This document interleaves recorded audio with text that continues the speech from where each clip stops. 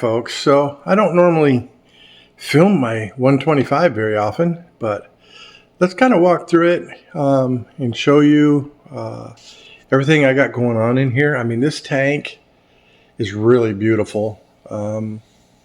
It's got a bunch of fish in it. You know, they're all community fish. So let's take a look and I'll walk you through the plants, the fish, and some of the issues I had with some of the fish that want to eat my plants that I wasn't real happy about. But anyway, let's go take a look over here. So let's zoom in a little bit. So these are my denison barbs. There's 7 of them in here. Now I also have a Chinese algae eater in here, and he's a little bit bigger than these denison barbs, but he tends to hang out with them, so he kind of looks like them, except for he don't have the red. So if you see him in here, he's just a Chinese algae eater, you know. And then of course, let's talk about some other fish here. We've got rosy barbs. So look at this one girl here, boy. She is fat and happy.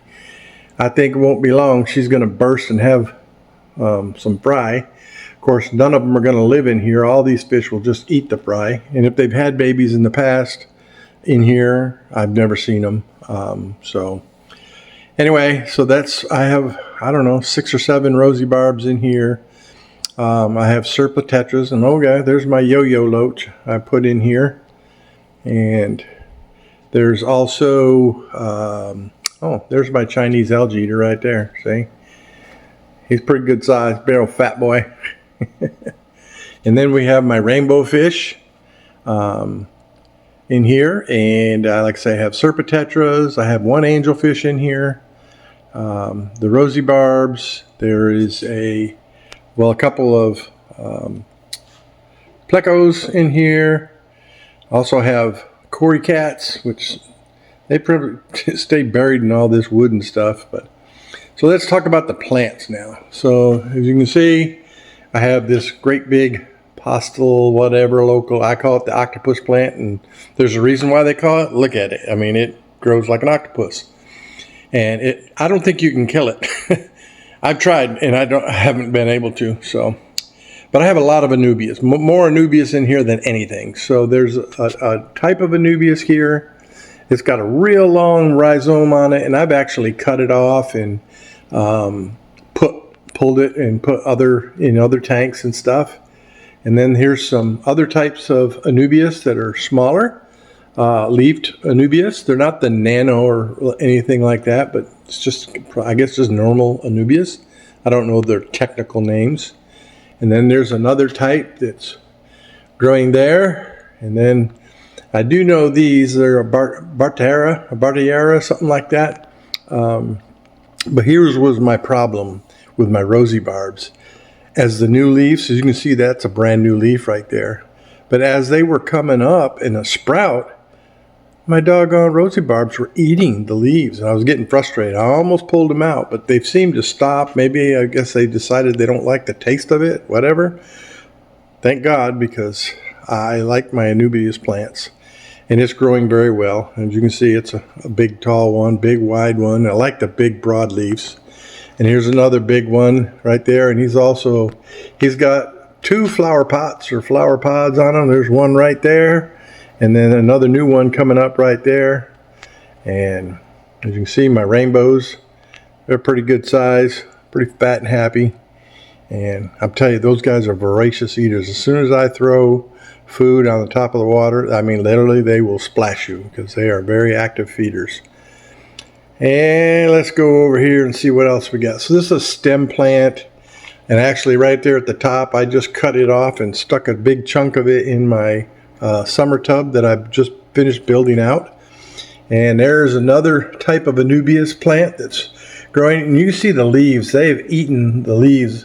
That anubias and then this stem plant, those rosy barbs, have eaten the leaves on there. It's kind of crazy. And then there's a big Java fern in the back. It's not really doing as good. The Java fern I have in my 40 breeder, it's just like insane growth, and it's just covered the whole tank, you know. But it hasn't done so hot in here, but maybe it'll take off. And then we have one last anubias here.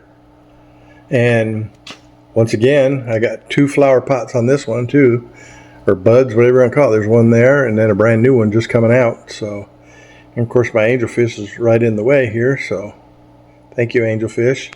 And then I have another kind of, not sure what plant it is, but threw it in there and it's growing good. So, and the fish seem to be doing really good in here. I don't do many water changes on this tank. The plants take care of most of it. I absolutely do not vacuum any substrate, so whatever garbage is on the tank, on the floor, then it stays there, rots, and goes into the substrate and feeds the plants, or however it works. But I don't do that. So maybe once a month, if that. Once every 2 months, would I do a water change on this? And it's only when I test the water, and I don't test very often. And when I do test the water, if I'm hitting around 50 parts for nitrates, then I'll probably do like a 25% water change. And that's pretty much it for water changes on this tank. It's pretty self-sufficient. And so the filtration I'm using on here, I've got an FX6 down below there, and you can see the inlet, and I have a pre-filter on my FX6. I took that carriage or cage or whatever wing off of it and drilled holes in the pipe and put a sponge filter on there that collects most of the garbage before it even gets to your filter, which is a good thing because it saves you maintenance time on them big heavy FX6s. And then also up top here I have a what is it? I forget the stinking name of it. Anyways, it's a 100 gallon hang on back filter. And golly, for the life of me, I can't even remember the name of them. And I have three of them, different sizes. But somebody will remind me in the comments and tell me how dumb I am because I can't remember nothing. But that's what comes with old age. All right, folks, so that's my 125, and I hope you enjoy it as much as I do. And like I say, this one is like my show tank, and it's in my living room. So people that come and visit, they get to see it, and they get awed and wowed. And then I take them into my fish room, and then they come back and say, oh, you're freaking crazy. You got too many tanks.